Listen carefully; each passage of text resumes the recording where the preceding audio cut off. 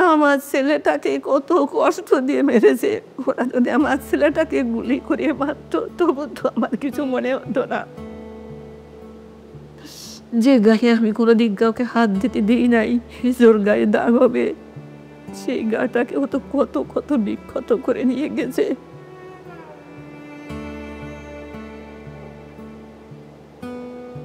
মানে আমার এখনো মনে আছে যে আমি জাস্ট ভাইয়ের পাড়ের দিকে ধরছি, আমি ভাবছি মনে কিছু পাবো, বাট আমি গ্রিপ করতে যাই দেখি কিছু নাই, সব কিছু গলা। জাস্ট হাত দিতে যাই হচ্ছে আমি জাস্ট গ্রিপ করতে পারছি, এত ওয়েট বাট কোনো কিছু নাই, সব কিছু একদম পুরো বডি গলে গেছে।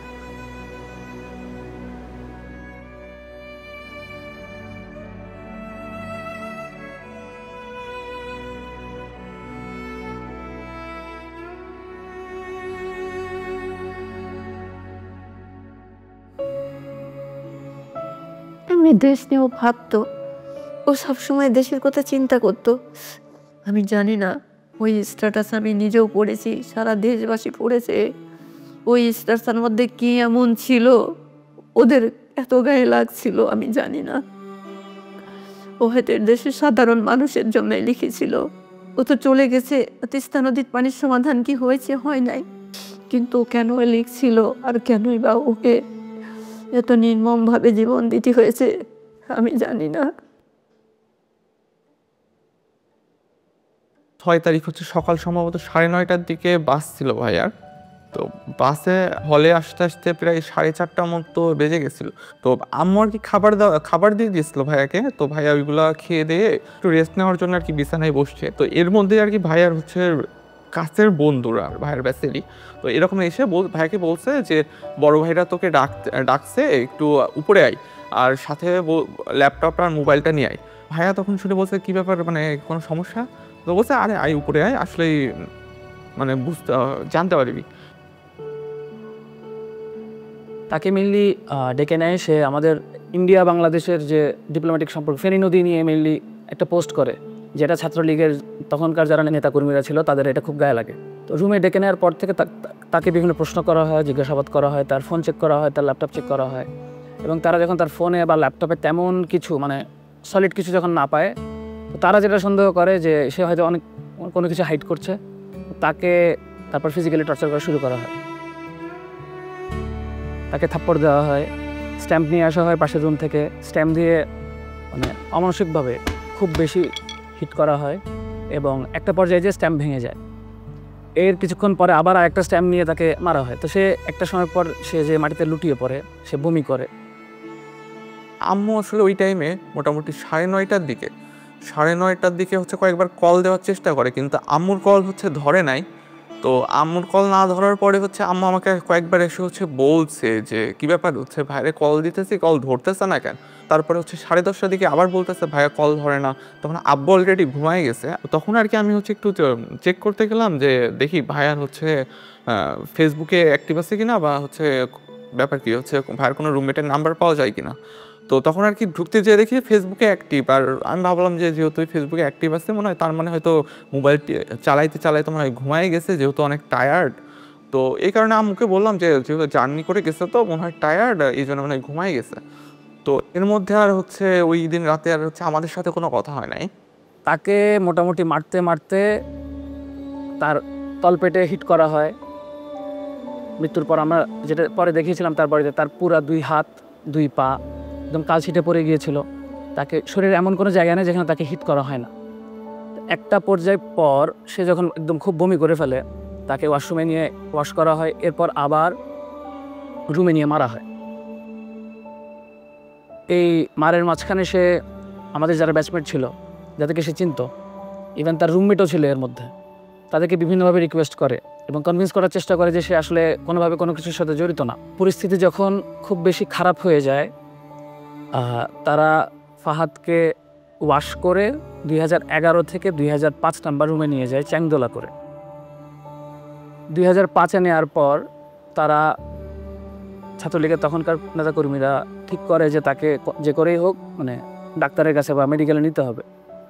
আবরারকে অ্যারেস্ট করার জন্য তখন অলরেডি পুলিশকে বলে দেওয়া হয়েছিল এবং পুলিশ গেটের বাইরে ওয়েট করছিল। কিন্তু পুলিশকে এই জন্যই তুলে দেওয়া যাচ্ছিল না, কারণ পুলিশ তখন বলেছিল যে হেঁটে যদি আবরার না আসতে পারে তাহলে তারা তাকে রিসিভ করবে না, কারণ তার দায় নেবে না। তারপর যদি কোনো সমস্যা হয় এটার দায় সে নিবে, তারা নিবে না।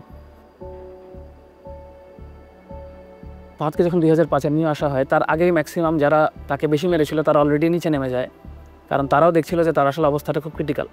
তখন আমাদের ব্যাচেরই কিছু যারা ছাত্রলীগ করতো তারাই এবং এক ব্যাচ সিনিয়র যারা ছিল এরাই বেশি মানে তাকে নিয়ে তখন হসপিটালে নেওয়া না নেওয়া এই কাজগুলো তখন চলছিল।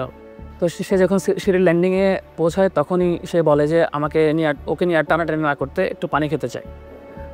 আমার রুম নাম্বার ছিল 2007। আমি যখনই আসলে ওই সময়টা যখন মানে জেনেছি যে সে সিঁড়ির ল্যান্ডিংয়ে আছে, তো তখন যখনই বেরোতে চাই তখন ওখানে ছিল শামীম বিল্লাহ ছিল, সাইফুল ছিল আমাদের এক ফ্রেন্ড ট্রিপলির, এবং তারা মিলে তাকে মেনলি পানি খাওয়াচ্ছিল। তখনও তার রু ছিল।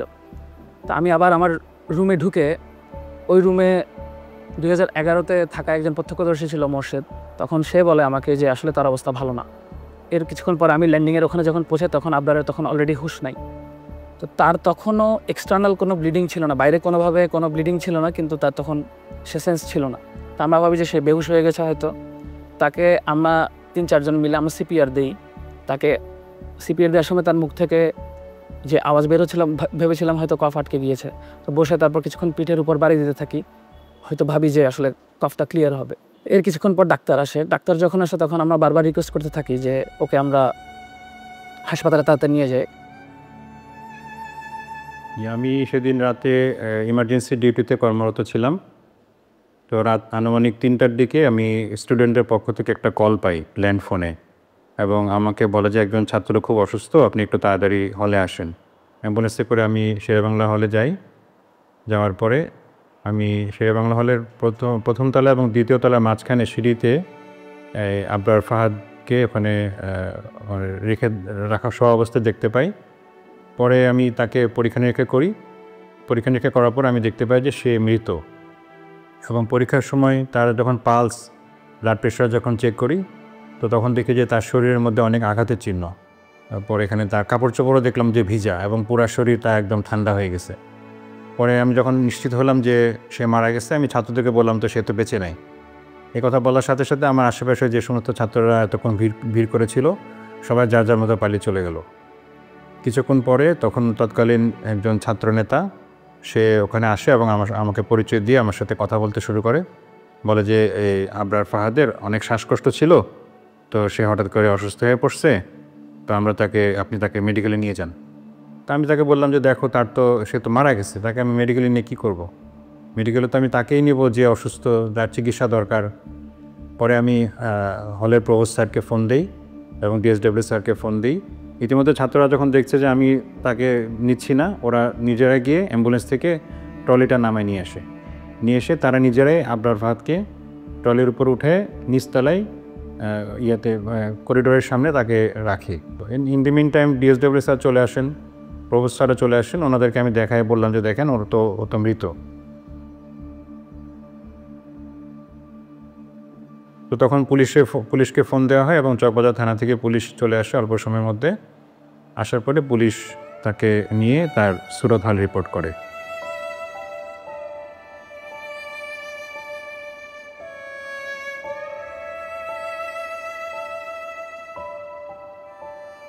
যেখানে একজন ডাক্তার এতটুকু মেরুদণ্ড দেখাইতে পারছে, সেখানে আমাদের ডিএসডব্লিউ স্যার তখন রুম থেকে বের হয়ে গেছেন স্টুডেন্টের কথা না শুনে, শুধুমাত্র ওই খুনিটার কথা শোনার জন্য। তখন যে আমাদের বইয়ের ছাত্রলীগের যে সেক্রেটারি, আমাদের শেরে বাংলা হলের যে ছাত্রলীগের সভাপতি রাসেল, 1 নম্বর আসামি আমাদের এই মামলা, সে ডিএসডব্লিউ স্যারের সাথে একদম নর্মালি ফ্র্যাঙ্কলি কথা বলছিল, এবং ঘটনাটা কেমনে সলভ করা যায় বা কেমনে ইজি করা যায় এই ব্যাপার, তাদের কথাবার্তার মধ্যে কোনো ধরনের রিগ্রেট ছিল না, কোনো অনুশোচনা ছিল না, কোনো ভয় ছিল না। আমরা তখন আমাদের নিজেদের রুমে, এবং তখন পরিস্থিতিটা আসলে এমন যে আমরা জেনারেল স্টুডেন্টরা যে একটা প্রতিবাদ করবো এতটুকু মেন্টাল সিচুয়েশন, এতটুকু সাহস আমাদের কারোর মধ্যে ছিল না। পরবর্তীতে আমি নিজে অবাক হয়ে যাই যে আমি কীভাবে ওই সময় নিজেকে ধরে রাখছিলাম যে একটা ডেড বডির সামনে এবং এতগুলো ছাত্রর সামনে আমি কথা বলতেছি। তারা হয়তো আমার গায়ে হাতও তুলতে পারতো, কিন্তু আমি কেমনে জানি ওই সময় নিজেই কেমনে জানি প্রিপেয়ার্ড হয়ে গেছিলাম। পরবর্তীতে যখন সময় যেতে থাকে আমার কেমন একটা মনের মধ্যে ভয় কাজ করতেছিল যে আমি কি করলাম, আসলে কি কাজটা ঠিক করলাম নাকি ভুল করলাম, হ্যাঁ, না কি করা উচিত ছিল। তারপর ভোরে যখন আমরা উঠি 4:30টার দিকে, ওঠার পরে এখন থেকে একটা কল আসলো, আমি নামাজে দাঁড়াইছি ওই সময় ফজরের সুন্নত পড়ার জন্যে। আর ওই সময় একটা ফোন আসে, ফোন আসার পরে কি আবার জিজ্ঞাসা করে আপনার ফাদ কী হয়, কী কোথায় লেখাপড়া করে, বিভিন্ন প্রশ্ন করার পর কয় সে খুব অসুস্থ, মারাত্মক অসুস্থ, আপনি যদি কোনো আত্মীয় স্বজন ঢাকায় থাকে তারপর ঢাকাতে ওই ঢাকা মেডিকেলে সে আছে, মেডিকেলে পাঠিয়ে দেন। ফজরের আজানের সম্ভবত কিছুক্ষণ পরে আব্বু আমাকে ঘুম থেকে ডেকে বলতেছে যে এই হচ্ছে ভাইয়া নাকি খুব অসুস্থ, ঢাকা মেডিকেলে নিয়ে গেছে, বুয়েট থেকে কল দিছিল, তুই দেখ তো ভাইয়ার রুমমেটদের কারোর নাম্বার হচ্ছে আছে কিনা, থাকলে দে একটু কথা বলি। তো আমার কাছে হচ্ছে ভাইয়ার রুমমেটদের কোনো নাম্বার ছিল না, বাট আমি হচ্ছে চিন্তা করলাম যে দেখি যে ফেসবুক থেকে হচ্ছে কোনো নাম্বার পাওয়া যায় কিনা প্রোফাইল থেকে। তো ফেসবুক প্রোফাইলে যাওয়ার সময়, ভাইয়ার রুমমেটের ফেসবুক প্রোফাইলে যাওয়ার সময় আমি দেখতে পাই যে যে হচ্ছে ফার্স্টে একটা পোস্ট যে হচ্ছে আমাদের 17 বছরের শিক্ষার্থী আবরার ফাদার নেই, আমরা তার লাশ উদ্ধার করছি সিঁড়ির নিচ থেকে, আমরা জানি না তার কিভাবে কি হয়েছে, আমরা এর বিচার চাই। আমার যেন ও এখন সবচেয়ে বড় কষ্ট হয়। ওকে যখন মেরেছে তখনও হয়তো মা বলে চিৎকার দিতে পারি নাই। আপনারে যখন হচ্ছে জানাজা পড়া হবে, আমরা সবাই আশা করতেছিলাম আচ্ছা ঠিক আছে, এতক্ষণ পর্যন্ত ভিসি স্যার আসেন নাই, সমস্যা নাই, এখন স্যার আসবেন অ্যাটলিস্ট। কিন্তু সবাই অবাক হয়ে গেছে, তখনও ভিসি স্যার আসেন নাই। ইভেন পরের দিন ছাত্ররা আন্দোলন করতেছে, ছাত্ররা আমি বুঝাইতে পারবো না যে সিচুয়েশনটা কেমন। ছেলেপেলেরা বিশ্বাস করতে পারতেছে না যে আমার একটা ফ্রেন্ডকে এখানে মেরে ফেলা হয়েছে, নেক্সট টার্গেটটা আমি হইতে পারতাম, আমাকে মেরে ফেলা হবে। ছাত্ররা আন্দোলন করতেছে, স্যারের অপেক্ষা করতেছে, স্যার পরের দিন আমাদের সাথে দেখা করেন নাই।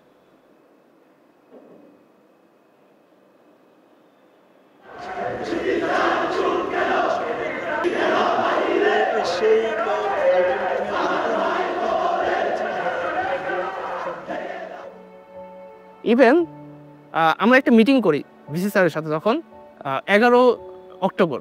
ওই মিটিংটা হচ্ছে সব মিডিয়াও প্রচার করছে। মিটিংয়ের সময় আমরা ভিসি স্যারকে জিজ্ঞেস করি যে স্যার আচ্ছা ঠিক আছে, আপনি মেনে নিচ্ছেন যে ছাত্র রাজনীতি আপনি নিষিদ্ধ করবেন, ঠিক আছে আমরা মেনে নিতেছি, কিন্তু এটা কি চিরস্থায়ী হবে? তখন ওনার উত্তর ছিল যে চিরস্থায়ী তো তুমিও না আমিও না। একটা ছেলে মারা গেছে, তখন উনি এই কনফিডেন্সটা বা এইটুকু চেতনা তার মধ্যে জাগ্রত হয় না যে সে বলবে না আমি চেষ্টা করবো, আমি যতদিন আছি এই জায়গায় আমি কখনোই ছাত্র রাজনীতি ঢুকতে দেবো না।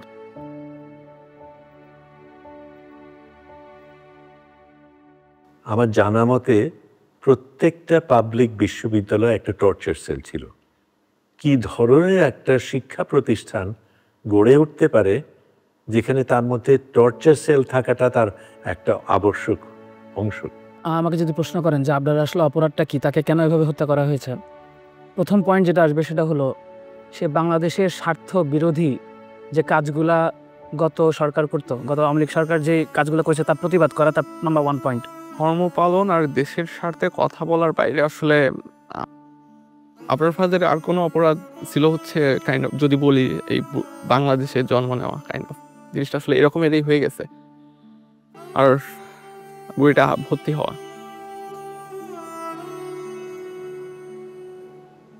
ছাত্রলীগের যেই যেই ক্যারেক্টারিস্টিক্স ছিল সেটা হলো তাদের মতের বিরুদ্ধে যাওয়া যাবে না, এবং কেউ যদি তাদের মতের বিরুদ্ধে যায় তাদেরকে বিভিন্ন রকম করে ট্যাগিং করা হতো, এবং তাদের সবচেয়ে প্রিয় ট্যাগিং ছিল শিবির ট্যাগিং। ছাত্রলীগ আসলে আবরারকে শিবির ট্যাগ দিয়ে তাকে হত্যা করার একটা এক্সকিউজ পায় এবং তাকে শেষ পর্যন্ত হত্যা করে। ভাইয়ার মাধ্যমে জানতে পারবে যে আমাদের ইন্ডিয়ার যে বঞ্চনা, শোষণ বঞ্চনার কারণে আমাদের যে দেশের যে স্বাধীনতা বা সার্বভৌমত্ব কতটুকু ছিল এটা দেশের মানুষ জানতে পারছে। আর আশা করি যে ভবিষ্যতে দেশের মানুষ এই ব্যাপারটা নিয়ে সচেতন হবে। ভারতীয় আধিপত্যবাদের যেই রোলটা প্লে করতো আওয়ামী লীগ, এটা যারাই এক্সপোজ করতো বা যারা এটাই পাবলিকলি এক্সপ্রেস করতো, এটা আওয়ামী লীগের আসলে সহ্য হতো না। তো রুট লেভেলে ছাত্রলীগকে দিয়েই যারা এরকম প্রতিবাদ করতো তাদের শাস্তা করা হতো, এবং আমি মনে করি আবরারের যে হত্যাকাণ্ড এটা এরকমই একটা শাস্তা। আবরার ফাহাদ আর জুলাই দুইটা আসলে ওতপ্রোতভাবে জড়িত, কারণ আবরার ফাহাদে আমাদেরকে পথ দেখাইছে যে মানে আমাদের পথ দেখাইছে বলতে আমরা যারা সবসময় মনে করছি যে আমার কাছ তো পড়াশোনা করা, রাষ্ট্র কি করবে, পররাষ্ট্রনীতি কী হবে, ইন্ডিয়ার সাথে আমার কী সম্পর্ক হবে, এগুলো নিয়ে আমি মাথা ঘামিয়ে কী করবো, এগুলো তো রাজনৈতিক দলদের বিষয়। তো ওই জায়গা থেকে আবরার ফাহাদ আমাদের একটা বড় একটা অংশের জন্য সে পথ প্রদর্শক ছিল।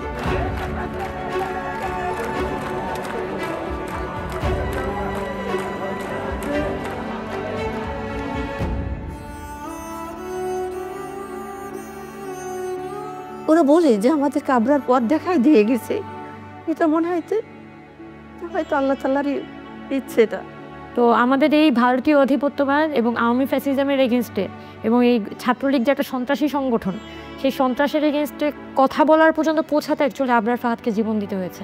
এবং এই যে জুলাই গণঅভ্যুত্থান হয়েছে, ফাহাদ এভাবে যদি আসলে আবরার ফাহাদ মারা না যেত, তাহলে আমাদের সাধারণ ছাত্রদের যে চৈতন্যটা এত বড় নাড়া আসলে খেত না। এবং এই জুলাই গণঅভ্যুত্থানে আবু সাইদ মারা যাওয়ার আগ পর্যন্ত আমাদের ইমাম কে ছিল? আমাদের ইমাম ছিল আসলে আবরার ফাহাদ।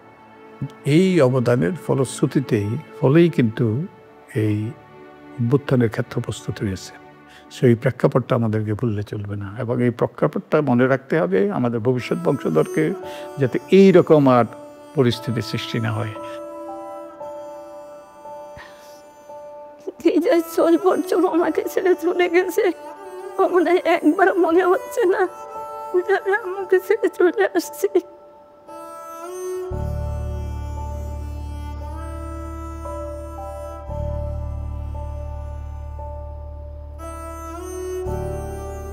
আবরার ফাহাদকে স্বাধীনতা পদক দেওয়া হয়েছে, এটা তো গুরুত্বপূর্ণ জিনিস।